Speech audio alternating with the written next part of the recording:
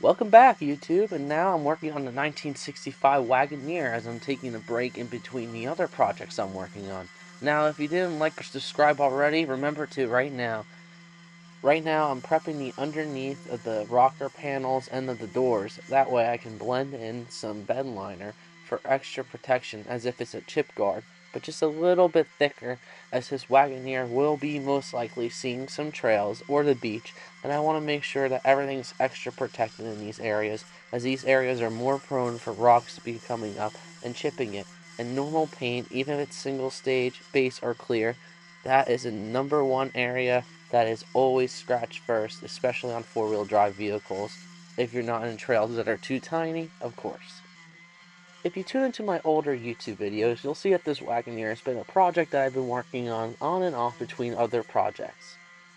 I've block sanded it a bunch and used guide coat, but the rocker panels are the area that I'm doing the last little bit of repairs and fine-tuning, as I did do a little bit of welding on those areas, and I want to make sure that they're nice and ready for me. And the bottom of the doors I had to sand with 400 grit or 800 depending on how high grit I want to go, and then fade it in so I could spray on the bed liner, which, like I was saying, is going to be the area that's going to be more protected than the rest of the paint. At this moment, I'm applying a little bit more fiberglass filler in the areas that I want to make sure that I have everything at the same height level that I want. And I always like to use fiberglass over normal filler usually, and that allows me to have a stronger area of being repaired. And I stay within the maximum or minimum level of filler needed.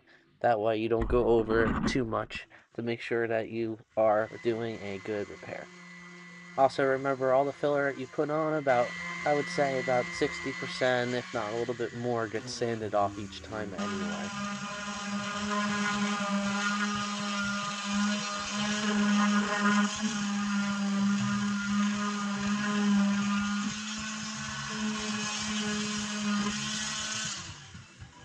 Now, I've already sanded most of these areas, but what I'm going to do is go over with the orbital sander, like I said, with 400 grit, and then I'll be going over it with my Scotch-Brite pad, making sure that everything is uniform and ready to be sprayed. That way there's no areas that have adhesion problems with the bed liner. Now you can wait to do your taping and doing your parameter of where you want to do your fade in line. However, I had extra help today, so I allowed the other person to tape off everything and get it done while I was focusing on sanding and prepping the last little bit of areas and doing a little bit of filler on anything that was needed that was major noticeable, because even with bedliner it will not hide flaws as much as people think it will as much. I treat it as if it's still an area being painted with a standard base or single stage, but I still use bedliner on certain projects, or Raptor Coat, which is basically bedliner but way stronger. I'm just gonna say that I definitely am someone who likes using this type of product on vehicles that really would benefit from it, like these 4x4s and anything that will see heavier terrains. I am personally building this vehicle to be a beach cruiser. I'm going to be putting on a roof rack eventually, which I will be building from scratch with wood slats. That way that I get the old school 60s, 70s vibe. I'm going to put some surfboards on it, and the interior is going to have a modern interior with the old school door skins, the old school dash, old school radio, and a few other things. New headliner that's modern, fitted, and it's not ripped. Just small things that bring this car into the modern era. And it also has power steering. So you're not going to be battling manual steering like most of these cars had back in 1964. And they still left enough original where you're still going to feel like you're in a period correct vehicle, so you can relive some of your old memories or create some new ones if you've never been in one of these Wagoneers. And this is when Kaiser still owned Jeep and everything else like that. This is when the material was thicker. This is when the Wagoneers were built a little bit better, but they don't have as many amenities as the 80s did. but they make up for it in the quality and the metal and everything else like that. I will say this is one of the thicker metal cars that I've worked on throughout the different decades of vehicles that I've worked on. I will have to say most of the 60s cars are built with way thicker metal than anyone else's, and the 80s were hyper thin.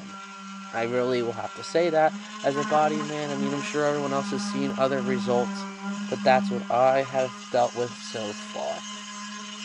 Now, I'm just pretty much roughing up any of the areas and checking everything over and making sure everything is as uniform and as smooth and as straight as it can be. And now I'm going to be working on the roof. The roof has already had a coat of Bedliner on it in the past, and I'm just scuffing it up. This Wagoneer has been brought down to bare metal on almost 95% of the whole car, and the roof has been brought down to bare metal. The reddish color is the red oxide primer that you see that's been keeping it from rusting underneath before anything was prepped. I decided to smooth out the drip rail with a little bit of fiberglass filler and work it in, and that's where you see that on the edge. And anywhere that has the in-between areas, the little lines on the roof, I make sure I take the piece of sandpaper off of my block and work it in there and make sure I get it sanded so that there's nothing left.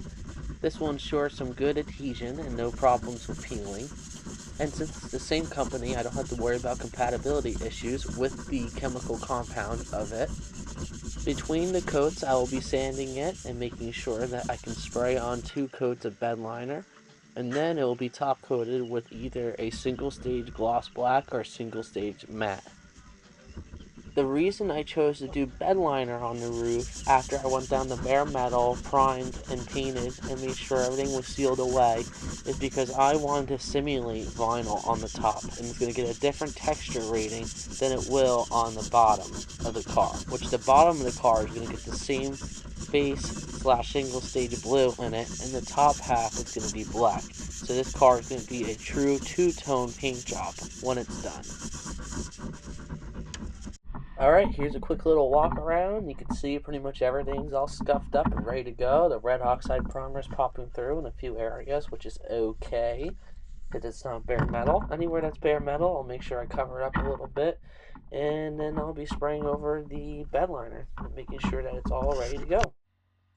Alright, as you can see, got 180 grit right here to do some minor scuffing on the roof to make sure I get the edges all finalized. I already blocked it out by hand.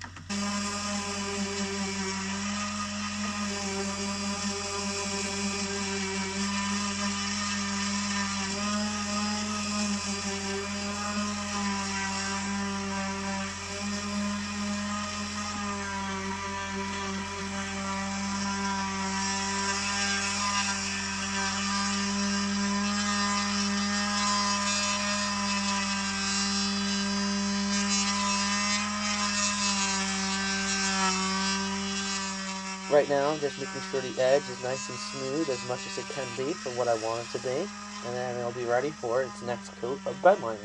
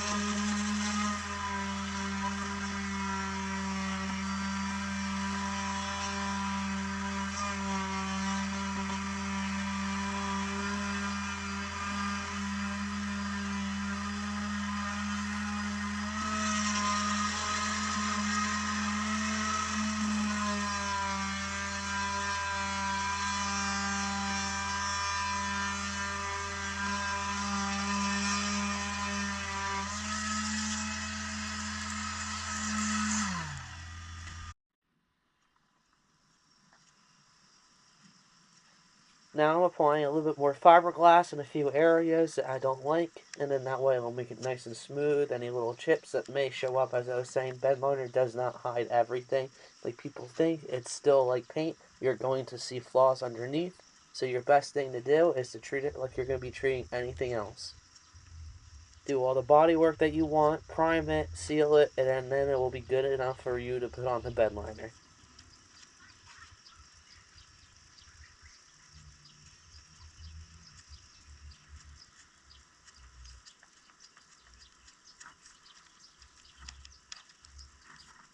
Once this cures, I'll go right back over it again with some 180 grit, and then I'll block sand it and make sure it's all set.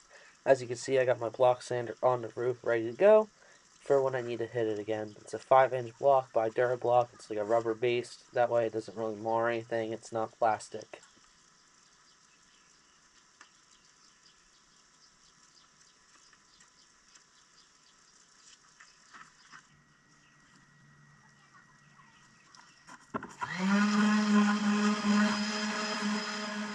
Alright, now it's time to prep this side. I have my sandpaper on my DA sander, get around there and block it all out.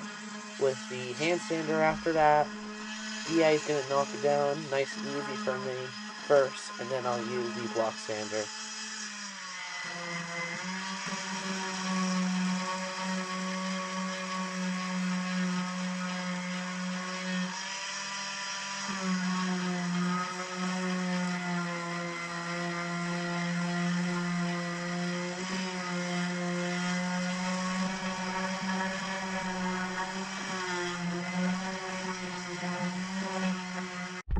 Alright, I was taking a little pause right now to show you around and show you how much I prepped and got it ready. All of it's taped off and almost ready to be sprayed.